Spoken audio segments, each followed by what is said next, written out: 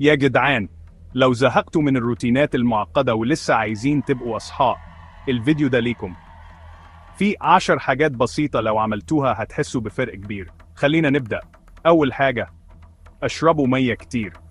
مهم جدا إن جسمكم يبقى رطب دايما. ثاني حاجة، كلوا أكل صحي ومتوازن.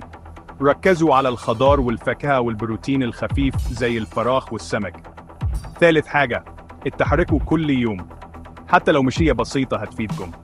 رابع حاجة، ناموا كويس. حاولوا تناموا من 7 ل9 ساعات في اليوم. خامس حاجة، قلوا التوتر. ممكن تجربوا التأمل أو تمارين التنفس.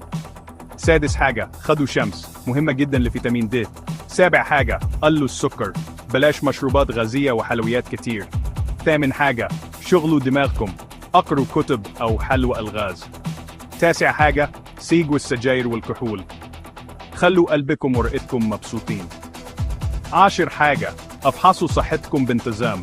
الوقاية خير من العلاج. الحاجات دي بسيطة بس تأثيرها كبير. جربوا وشوفوا بنفسكم. ابعتوا الفيديو ده لأي حد بيهمكم صحته.